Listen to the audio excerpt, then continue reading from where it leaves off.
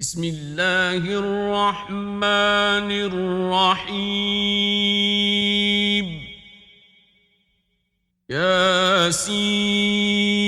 ياسين والقرآن الحكيم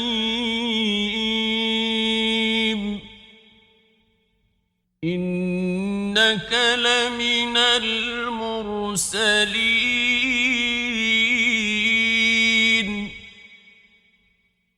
على صراط مستقيم تنزيل العزيز الرحيم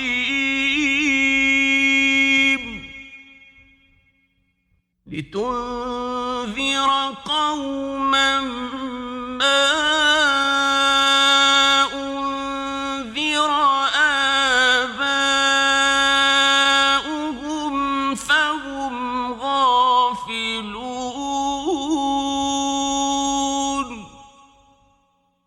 لقد حق القول على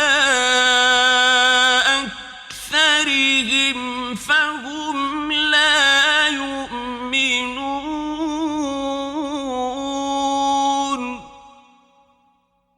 إنا جعلنا في أعناقهم أغلالا فهي إلى الأذقان فهم مقمحون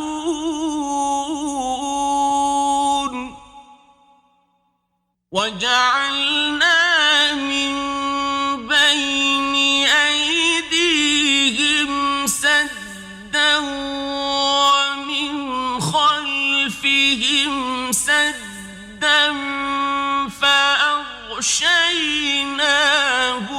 فهم لا يبصرون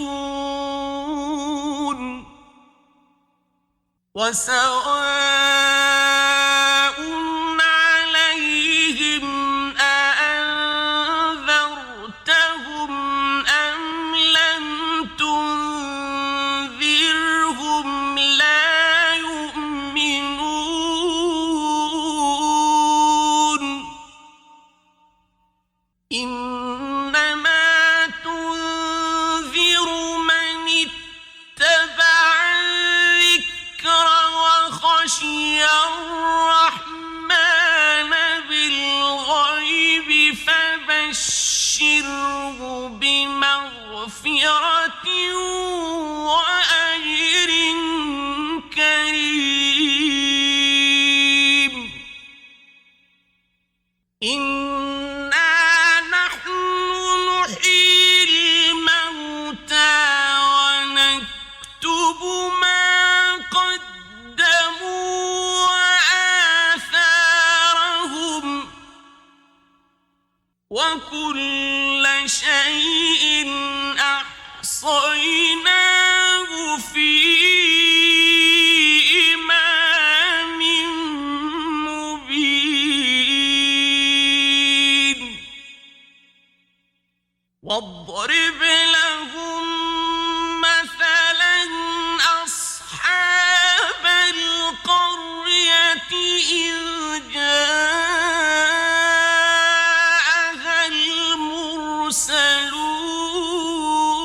المرسلون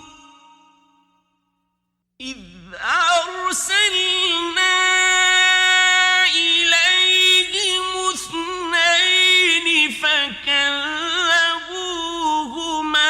فعززنا بثالث فقالوا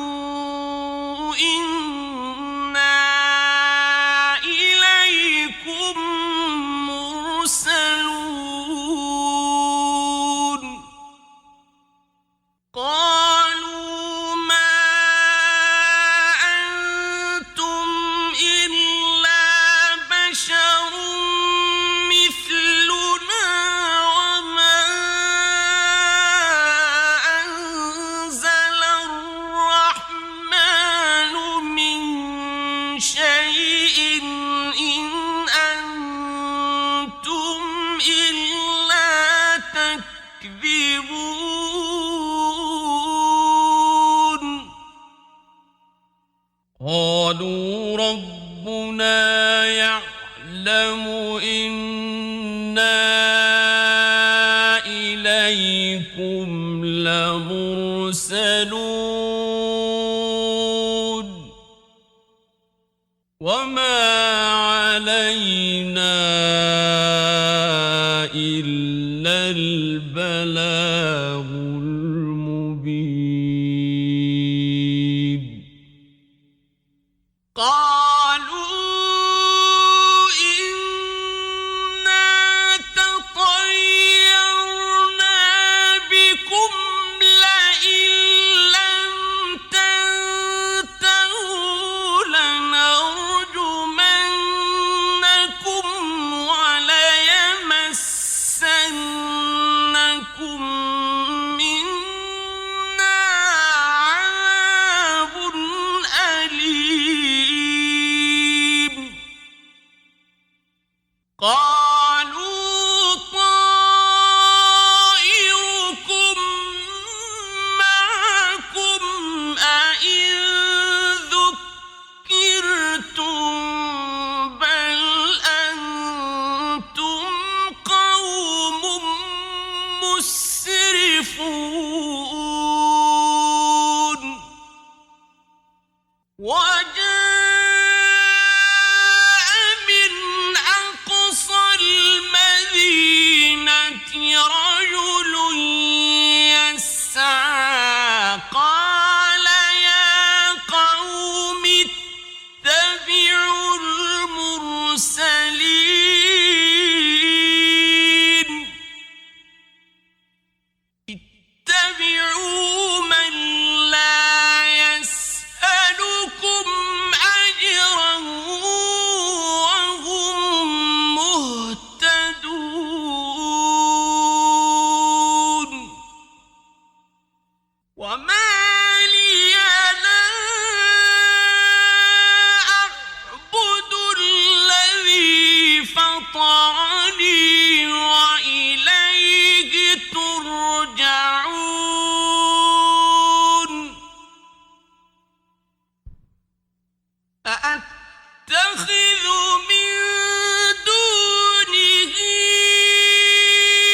آلهة إن يردني الرحمن بضر لا تغن عني شفاعتهم شيئا ولا ينقذون إني إذا لفي ضلال مبين إني آمنت بربكم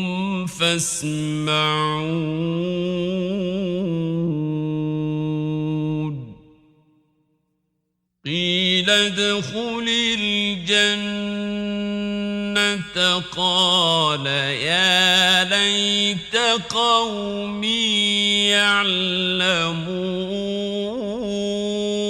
يعلمون بما غفر لي ربي وجعلني من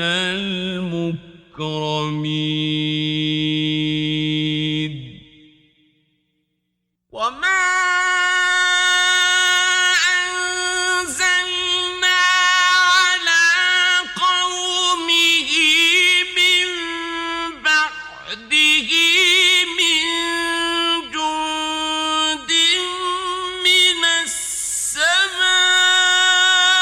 وما كنا منزلين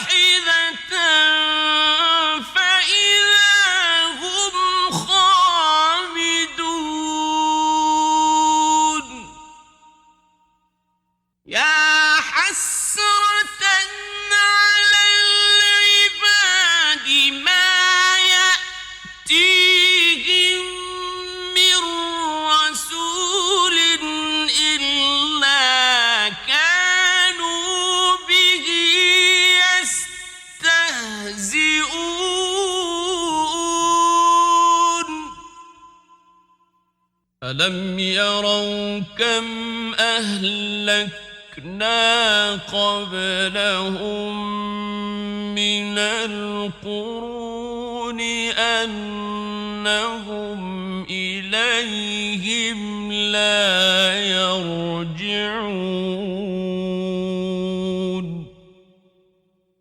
وإن كل لما جميع لدينا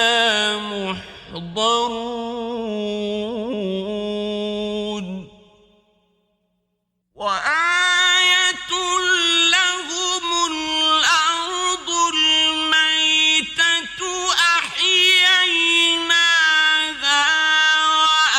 وأخرجنا منها حبا فمنه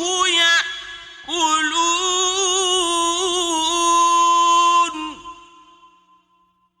وجعلنا فيها جنات من نخيل وأعناب وفجرنا فيها من العيون ليأكلوا من ثمره وما عملته أيديهم أفلا يشكرون سبحان الذي خلق الأزواج كلها مما تنبت الأرض ومن أنفسهم ومما لا يعلمون وآية لهم الليل نسلخ منه النهار فإذا هم مظلمون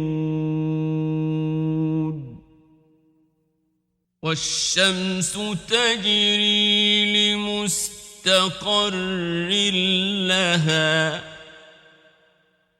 ذلك تقدير العزيز العليم والقمر قدرناه منازل حتى عاد كالعرجون القديم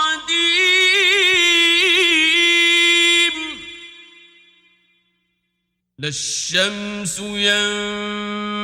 ينبغي لها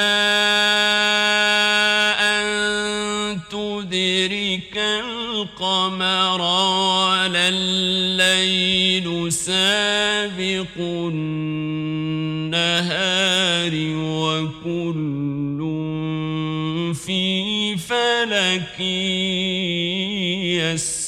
يسبحون وآية لهم أنا حملنا ذريتهم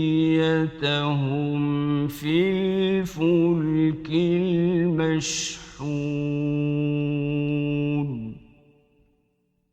وخلقنا لهم من مثله ما يركبون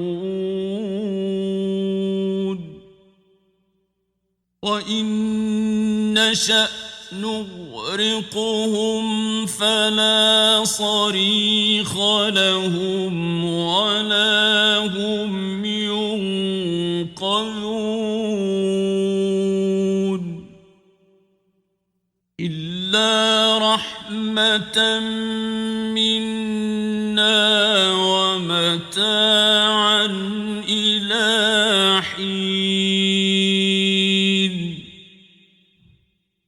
وإذا قيل لهم واتقوا ما بين أيديكم وما خلفكم لعلكم ترحمون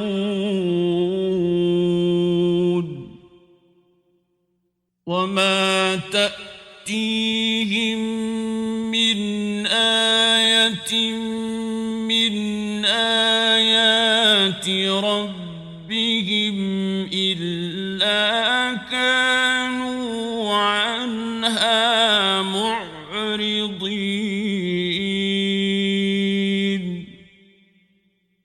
وإذا قيل لهم أنفقوا مما رزقكم الله قال الذين كفروا للذين آمنوا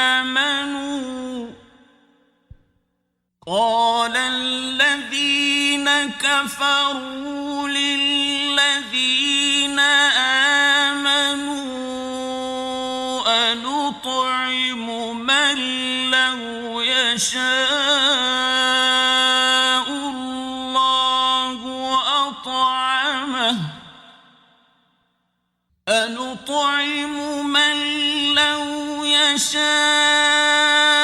الله أطعمه إن أنتم إلا في ضلال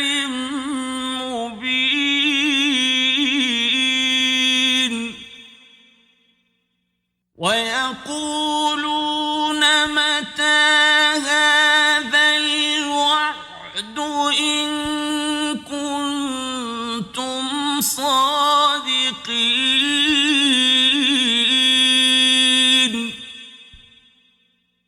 ما ينظرون إلا صيحة واحدة تأخذهم وهم يخصمون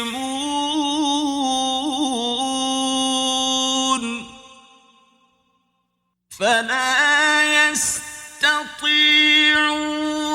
توصية ولا إلى أهلهم يرجعون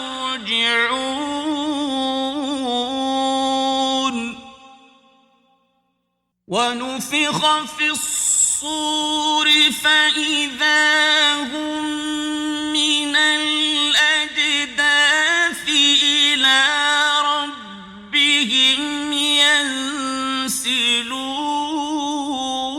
ينسلون قالوا يا ويلنا من بعثنا من مرقدنا هذا ما وعد الرحمن وصدق المرسلون إن كانت إلا صيحة واحدة فإذا هم جميع لدينا محضرون فاليوم لا تظلم نفس شيئا ولا تجزون إلا ما كنتم تعملون إن أصحاب الجنة اليوم في شغل فاكهون هم وأزواجهم في ظلال على الأرائك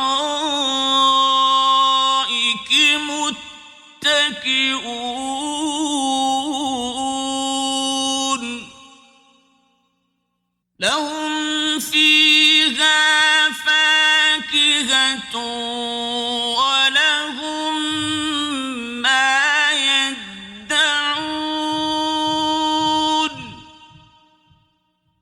سلام قولا من رب رحيم وامتازوا اليوم أيها المجرمون ألم أعهد إليكم يا بني آدم ألا تعبدوا الشيطان إنه لكم عدو مبين وأن اعبدوني هذا صراط مستقيم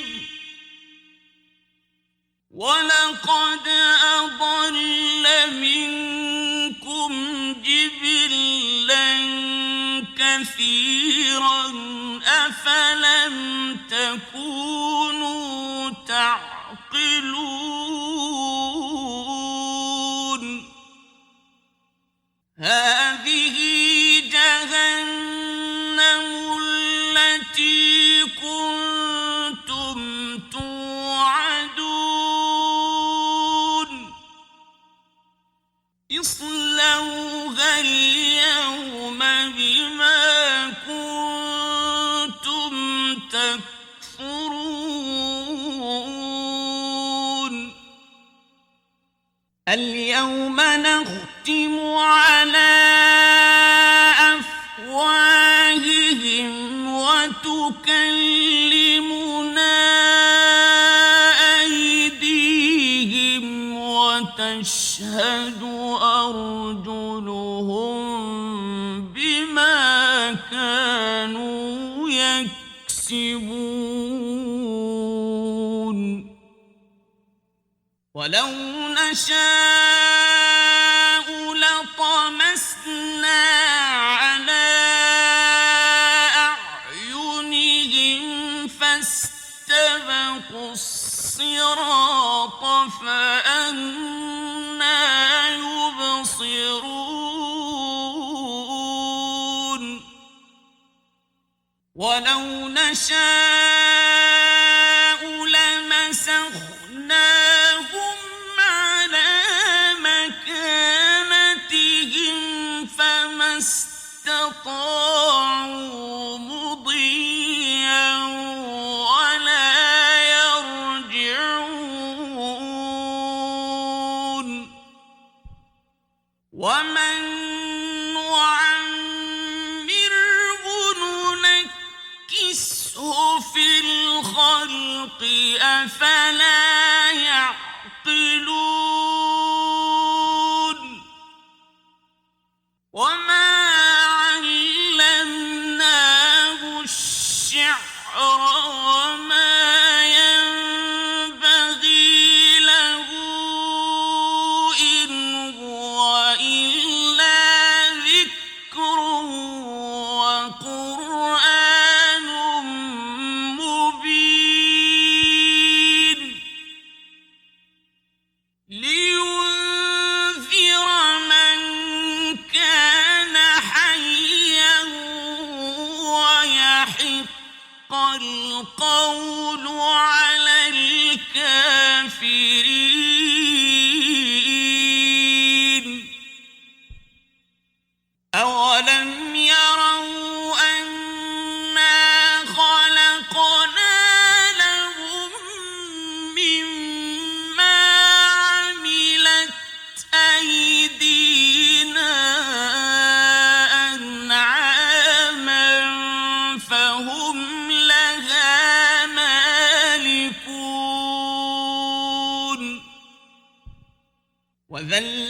وذللناها لهم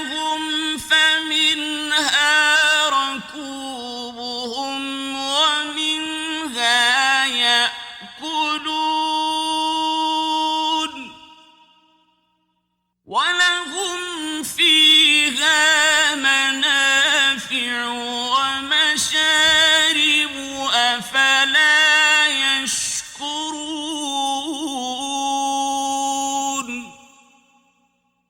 واتخذوا من دون الله آلهة لعلهم ينصرون لا يستطيعون نصرهم وهم لهم جند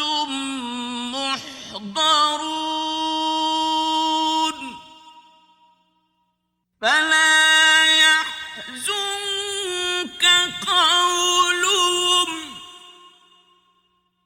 إنا نعلم ما يسرون وما يعلنون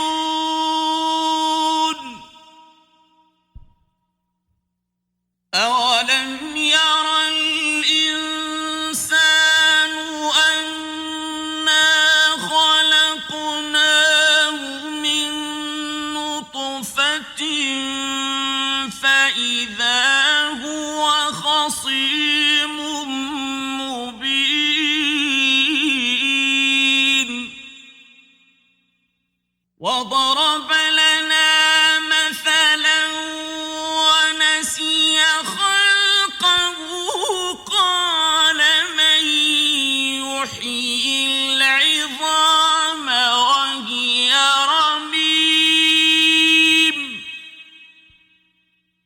قل يحييها الذي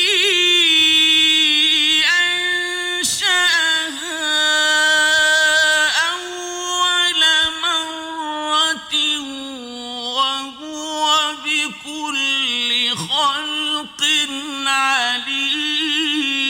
عليم الذي جعل لكم من الشجر الأخضر نارا فإذا أنتم منه توقدون أوليس الذي خلق السماوات والأرض بقادر على أن يخلق مثلهم بلى وهو الخلاق العليم إنما أمره إذا أراد شيئا أن يقول له كن فيكون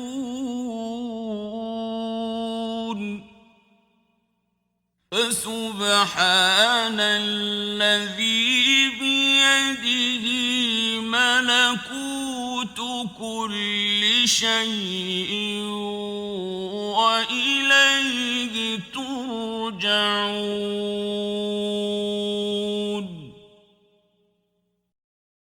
بسم الله الرحمن الرحيم शुरू अल्लाह का नाम लेकर जो बड़ा मेहरबान निहायत रहम वाला है। الرحمن वो जो निहायत मेहरबान है। علم القرآن उसी ने कुरान की तालीम फरमाई। خلق الإنسان उसी ने इंसान को पैदा किया। علمه البيان उसी ने उसको बोलना सिखाया। الشمس والقمر بحسبان سورج اور چاند ایک حساب مقرر سے چل رہے ہیں. والنجم والشجر يسجدان اور بوٹیاں اور درخت سجدہ کر رہے ہیں. والسماء رفعها ووضع الميزان اور اسی نے آسمان کو بلند کیا اور میزان عدل قائم کر دی. ألا تطغوا في الميزان کہ اس میزان میں حد سے تجاوز نہ کرو. وَأَقِيمُوا الْوَزْنَ بِالْقِسْطِ وَلَا تُخْسِرُوا الْمِيزَانَ اور انصاف کے ساتھ ٹھیک تولو اور تول کم مت کرو. وَالْأَرْضَ وَضَعَهَا لِلْأَنَامِ اور اسی نے خلقت کے لیے زمین بچھائی. فِيهَا فَاكِهَةٌ وَالنَّخْلُ ذَاتُ الْأَكْمَامِ اس میں میوے اور کھجور کے درخت ہیں جن کے خوشوں پر غلاف ہوتی ہیں. وَالْحَبُّ ذُو الْعَصْفِ وَالرَّيْحَانِ اور اناج جس کے ساتھ بھس ہوتا ہے اور خوشبودار پھول. فَبِأَيِّ آلَاءِ رَبِّكُمَا تُكَذِّبَانِ تو اے گروہ جن و انس تم اپنے پروردگار کی کون کون سی نعمت کو جھٹلاؤ گے. خَلَقَ الْإِنسَانَ مِنْ صَلْصَالٍ كَالْفَخَّارِ اسی نے انسان کو ٹھیکرے کی طرح کھنکھناتی مٹی سے بنایا. وَخَلَقَ الْجَانَّ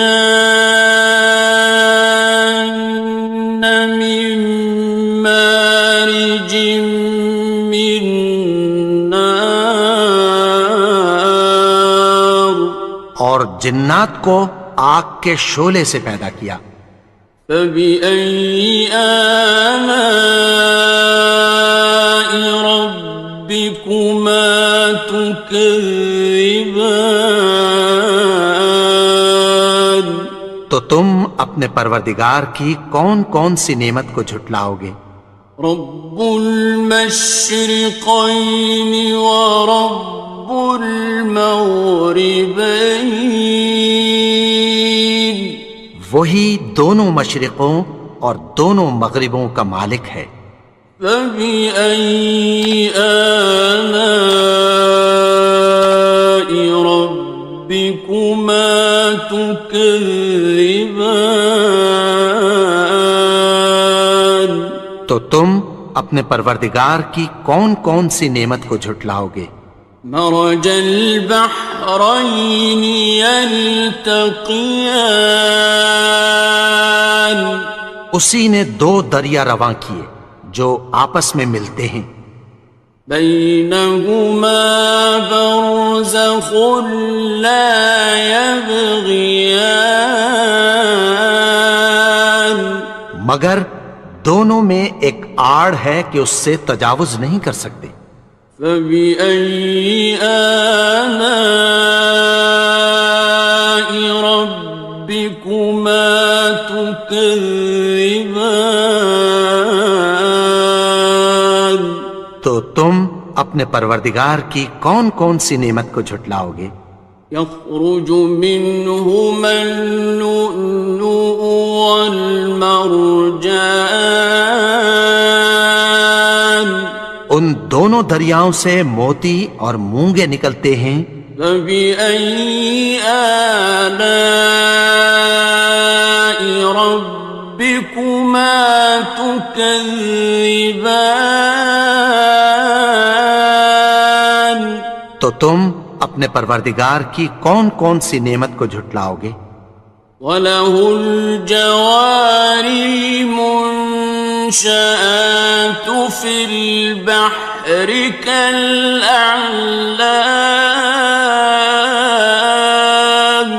اور جہاز بھی اسی کے ہیں جو سمندر میں پہاڑوں کی طرح اونچے کھڑے ہوتے ہیں۔ فَبِأَيِّ آلَاءِ رَبِّكُمَا تُكَذِّبَانِ، تو تم اپنے پروردگار کی کون کون سی نعمت کو جھٹلاؤ گے؟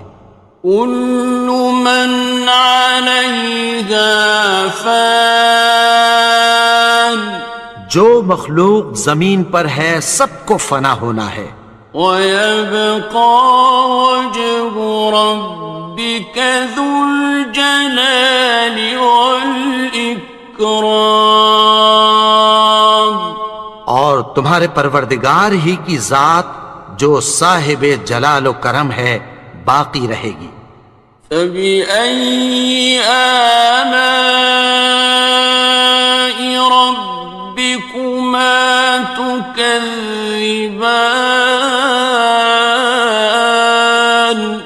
تو تم اپنے پروردگار کی کون کون سی نعمت کو جھٹلاؤ گے؟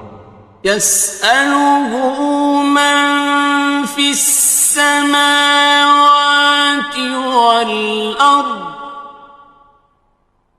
كُلَّ يَوْمٍ هُوَ فِي شَأْنٍ، آسمان اور زمین میں جتنے لوگ ہیں سب اسی سے مانگتے ہیں، وہ ہر روز کسی نہ کسی کام میں ہوتا ہے۔ فَبِأَيِّ آلَاءِ رَبِّكُمَا تُكَذِّبَانِ، تو تم اپنے پروردگار کی کون کون سی نعمت کو جھٹلاؤ گے؟ سَنَفْرُغُ لَكُمْ أَيُّهَ الثَّقَلَانِ، اے دونوں جماعتوں، ہم عنقریب تمہاری طرف متوجہ ہوتے ہیں۔ فَبِأَيِّ آلَاءِ رَبِّكُمَا تُكَذِّبَانِ، تو تم اپنے پروردگار کی کون کون سی نعمت کو جھٹلاؤ گے؟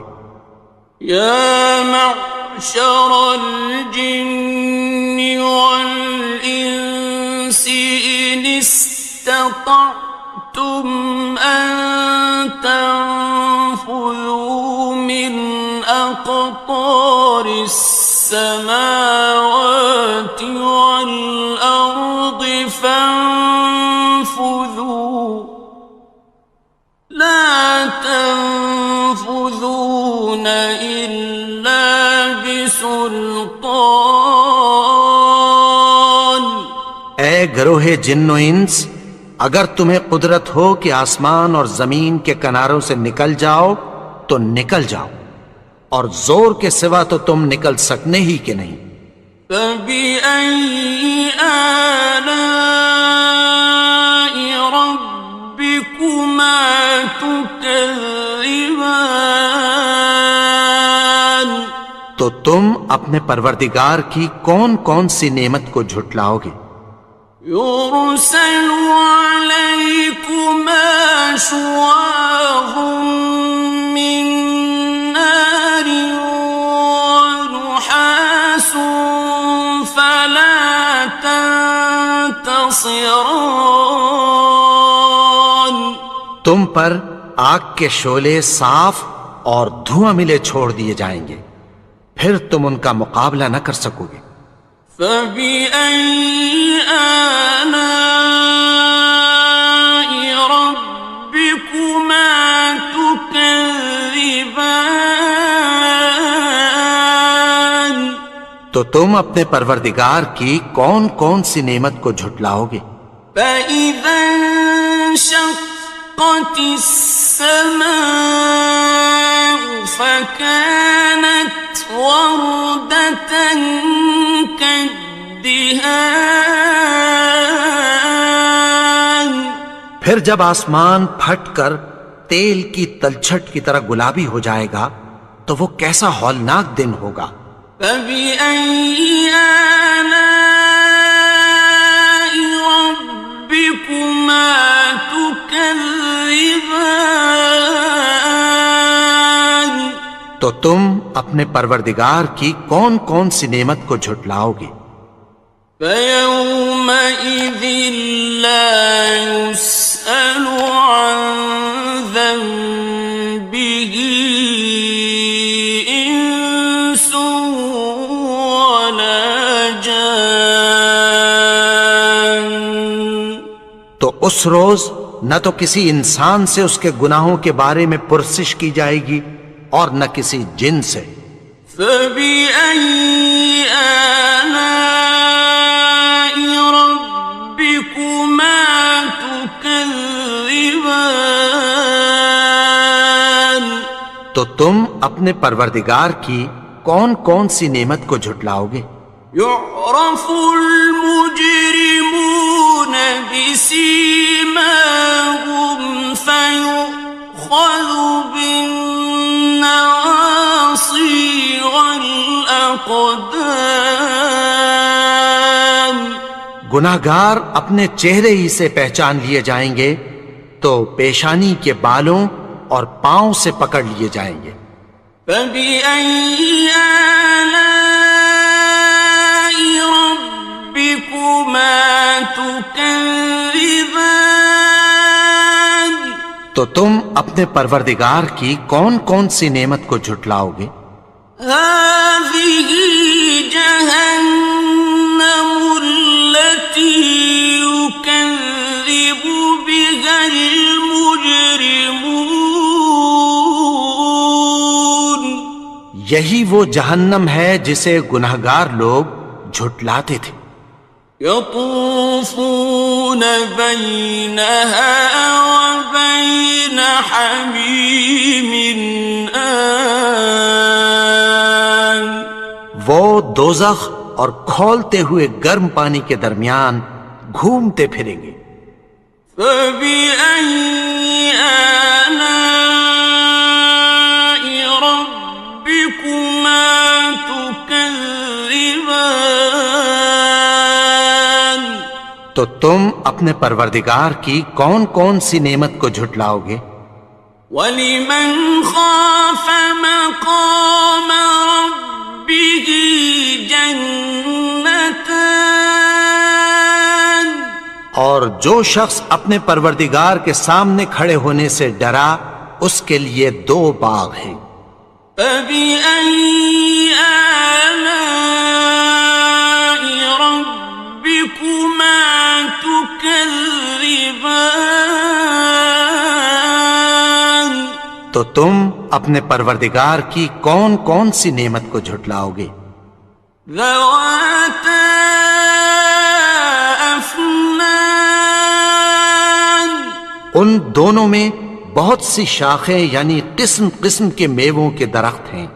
فَبِأَيِّ آلَاءِ رَبِّكُمَا تُكَذِّبَانِ؟ تو تم اپنے پروردگار کی کون کون سی نعمت کو جھٹلاؤ گے؟ فِيهِمَا عَيْنَانِ تَجْرِيَانِ؟ ان میں 2 چشمے بہہ رہے ہیں۔ فَبِأَيِّ آلَاءِ رَبِّكُمَا تُكَذِّبَانِ؟ تو تم اپنے پروردگار کی کون کون سی نعمت کو جھٹلاؤ گے؟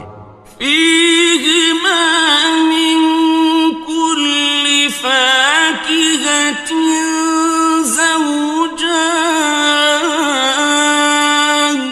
ان میں سب میوے 2 قسم کے ہیں۔ فَبِأَيِّ آلَاءِ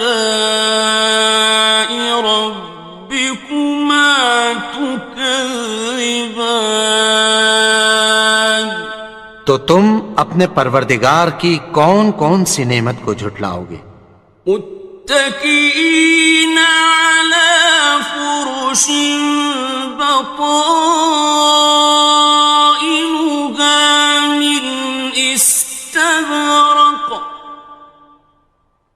وجنى الجنتين دان.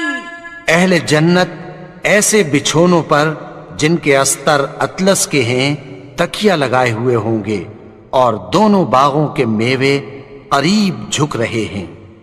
فَبِأَيِّ آلَاءِ رَبِّكُمَا تُكَذِّبَانِ؟ تو تم اپنے پروردگار کی کون کون سی نعمت کو جھٹلاؤ گے؟ فِيهِنَّ قَاصِرَاتُ الطَّرْفِ لَمْ يَطْمِثْهُنَّ إِنسٌ قَبْلَهُمْ وَلَا جَانٌّ۔ ان میں نیچی نگاہ والی عورتیں ہیں جن کو اہل جنت سے پہلے نہ کسی انسان نے ہاتھ لگایا اور نہ کسی جن نے۔ فَبِأَيِّ آلَاءِ رَبِّكُمَا تُكَذِّبَانِ؟ تو تم اپنے پروردگار کی کون کون سی نعمت کو جھٹلاؤ گے؟ كَأَنَّهُنَّ الْيَاقُوتُ وَالْمَرْجَانُ، گویا وہ یاقوت اور مرجان ہیں۔ فَبِأَيِّ آلَاءِ رَبِّكُمَا تُكَذِّبَانِ؟ تو تم اپنے پروردگار کی کون کون سی نعمت کو جھٹلاؤ گے؟ هَلْ جَزَاءُ الْإِحْسَانِ إِلَّا الْإِحْسَانُ؟ نیکی کا بدلہ نیکی کی سوا کچھ نہیں ہے۔ فَبِأَيِّ آلَاءِ رَبِّكُمَا تُكَذِّبَانِ؟ تو تم اپنے پروردگار کی کون کون سی نعمت کو جھٹلاؤ گے؟ وَمِن دُونِهِمَا جَنَّتَانِ، اور ان باغوں کے علاوہ دو باغ اور ہیں۔ فَبِأَيِّ آلَاءِ رَبِّكُمَا تُكَذِّبَانِ؟ تو تم اپنے پروردگار کی کون کون سی نعمت کو جھٹلاؤ گے؟ مُدْهَامَّتَانِ،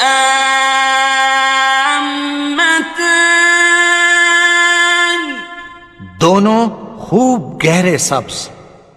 فَبِأَيِّ آلَاءِ رَبِّكُمَا تُكَذِّبَانِ؟ تو تم اپنے پروردگار کی کون کون سی نعمت کو جھٹلاؤ گے؟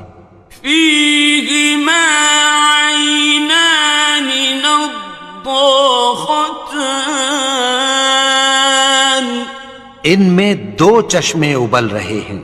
فَبِأَيِّ آلَاءِ رَبِّكُمَا تُكَذِّبَانِ؟ تو تم اپنے پروردگار کی کون کون سی نعمت کو جھٹلاؤ گے؟ فِيهِمَا فَاكِهَةٌ وَنَخْلٌ وَرُمَّانٌ، ان میں میوے اور کھجوریں اور انار ہیں۔ فَبِأَيِّ آلَاءِ رَبِّكُمَا تُكَذِّبَانِ؟ تو تم اپنے پروردگار کی کون کون سی نعمت کو جھٹلاؤ گے؟ فِيهِنَّ خَيْرَاتٌ حِسَانٌ، ان میں نیک سیرت خوبصورت عورتیں ہیں۔ فَبِأَيِّ آلَاءِ رَبِّكُمَا تُكَذِّبَانِ؟ تو تم اپنے پروردگار کی کون کون سی نعمت کو جھٹلاؤ گے؟ حور مقصورات مقصورات في الخيام وہ حوریں ہیں جو خیموں میں محفوظ ہیں. فبأي آلاء ربكما تكذبان تو تم اپنے پروردگار کی کون کون سی نعمت کو جھٹلاؤ گے؟